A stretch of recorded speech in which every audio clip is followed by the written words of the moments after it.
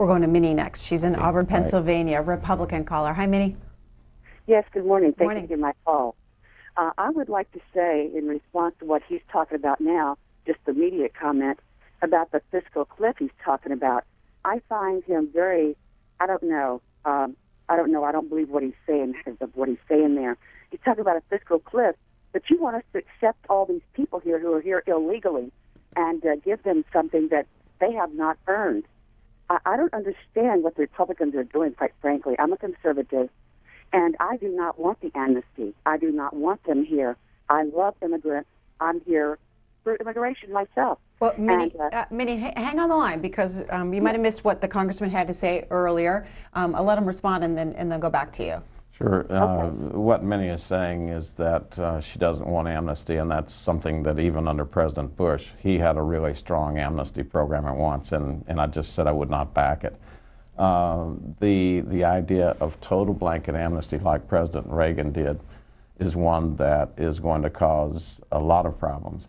I do favor a guest worker program. I think that we need the workers. Obviously, a lot of the people who are here are working.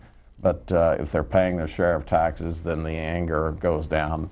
If they are getting the protections that workers receive who are working here legally with documentation, then anger on the other side goes down. So no exploitation when you get on some sort of a program. But if you want, and so I would separate the people who are here into two different categories. I would call one the green card pipeline. That means that you stay in that avenue, and then the workers might be the red card pipeline. And you can't just jump in between the green and the red pipelines. So if you choose to be a worker, then we give you a thumbprint, retina scan, a red card. You process through the border quickly. You go into the worker or into the employer. He can now see you're legal. Right now, workers or employers can't tell if workers have a legitimate green card or a fake one. So let's hold the employer accountable after the government can tell them who's legal and who's not. That's the way I would move forward. But broad amnesty is something I find very difficult. Minnie, what are your thoughts after hearing that? Well, my thoughts is that we have laws that we don't follow right now concerning this. And you're trying to force us to go with you or your decision. And I saw it yesterday on C-SPAN, the same thing. They cut people off because they didn't agree with them. You know, they said they didn't like this. But my thing is, why must we cater to people who break the law in the first place? And I just don't understand that. And if you need the votes, well, I don't think you need the votes that badly. And it just upsets me terribly that we are being forced, no matter how you look at it, we're going to be forced to accept people who come here who, like a previous caller said, do not love this country, do not want to be here full time, and are not being politically and religiously persecuted somewhere else. Okay, Minnie. So Congressman, she believes it's inevitable, a pathway to citizenship. Not necessarily. I mean, if you separate the streams, the red card stream from the green card, then I don't see where it would be inevitable. There were people who would choose constantly to stay as a part of the workforce. Minnie is saying that we don't have enough jobs for them right now, and I would just say every day in New Mexico we had 8 job fairs, and every day I hear employers tell me, I cannot find workers. I can't find workers with 8% unemployment. What kind of jobs? Every kind, from management jobs all the way down to the low-level jobs. And let me tell you, in the eastern side of New Mexico right now, if you drive a truck in the oil field, you can make $100,000 a year driving a truck with a GED. These are not low-paying jobs, and yet we can't find people. We had 14 jobs at one company for over $100,000 a year. I had a job fair, didn't find one taker for them. Those jobs, I suspect, are still empty. I went over to the Sinai when we had soldiers coming back just after the election. I left the day after the election, and took over 100 jobs, all of $100,000 or more, so that at least those soldiers who had been over there for 8 or 9 months coming back home had some opportunities. These were jobs that were ready to go, just make a phone call and ready. So there are a lot of, I know there are areas of the country that are struggling, but there are still a lot of jobs out there on the streets. Bob in Lawndale, California, Democratic caller. Hi there. On your last statement about the truckers and the trucker jobs aren't like they used to be in the 1940s. Now those truckers have trucks that they have a lot of knowledge that they have to have. It's not as easy to be a trucker as it was in the past. And as far as the people coming in from Mexico, we should have enforced laws when they were coming in and taking care of those people that gave them jobs. That's what attracted them across this border. There's not so many now coming across the border. There's less jobs here. Their economy's getting a little bit better down there, so there's jobs down there. Congressman? The jobs in the trucks, these are oil field trucks. They're not over-the-road trucks. If you don't have a CDL, the commercial driver's license, some of the companies will put you on the dirt roads in the oil fields. When you get to a pavement, they'll have another empty truck. You trade off to the CDL driver. People will do a lot to make these jobs available. If you need training in the equipment, they'll give you training. And again, I think the frustration that Bob is talking about, we have laws that say that people should follow the rules to come here, and we haven't enforced them. And I think that's the people who are angry on the streets are not angry at the immigrants. They're not angry at the people who are trying to feed their families. They're angry at a government that continues to just push the question aside and not try to figure out how do we secure the border and how do we regulate this flow of traffic coming in. Back on the immigration question, everybody is saying we've got to secure the border first. I'm hearing the left and the right say that. And then they say, of course, the border's already secure.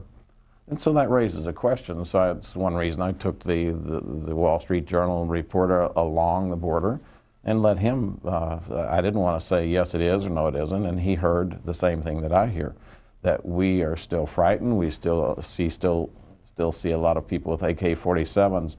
So the government's telling us, yes, it's secure. The people on the border are saying, no, it's not.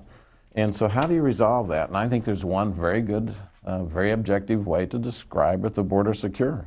And that is if the price of drugs, illegal drugs, is skyrocketing, you'll know the border's secure. If the price of illegal drugs is pretty constant, you'll know that as much as coming across today as was coming across 2 years ago, and the price of illegal drugs is actually very constant, which tells me that with all of the information we're getting from Border Patrol, that the border is no more secure than it was before, which then should cause us to pause before we rush into this total immigration reform and say, wait, we're just assuming the border is secure, and yet there are no indications other than the government reports that it is. Broadening the conversation out, the RNC chairman yesterday, Ryan Priebus, talked about not just minorities, but reaching out to women and young voters as well.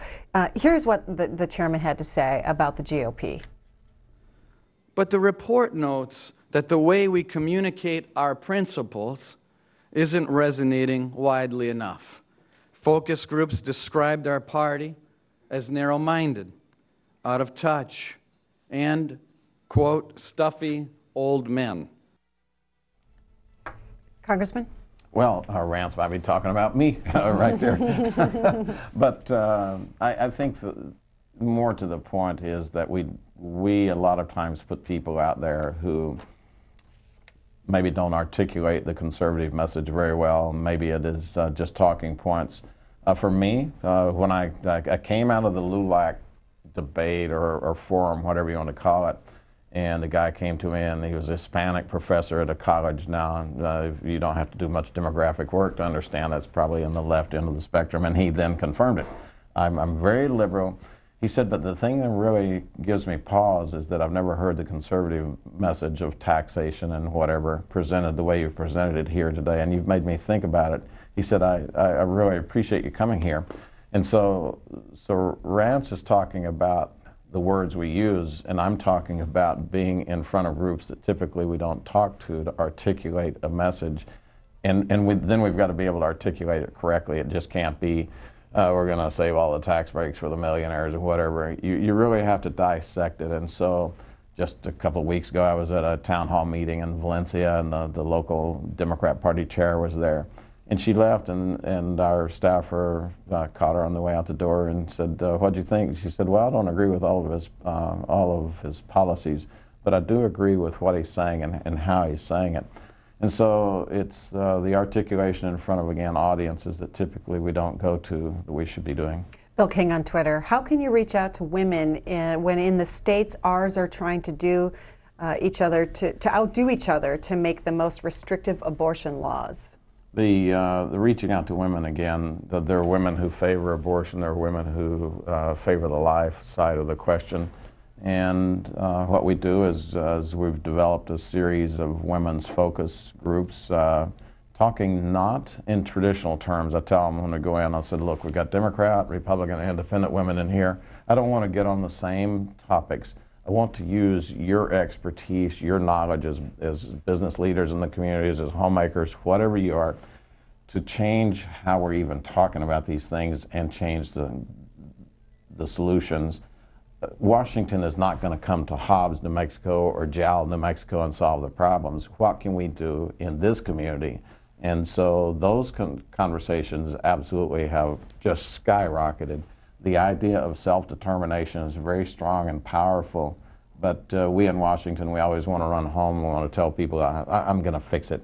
I tell audiences every day, if you want me to fix the things that bother you from Washington, it is not going to happen. Washington is not going to change your life.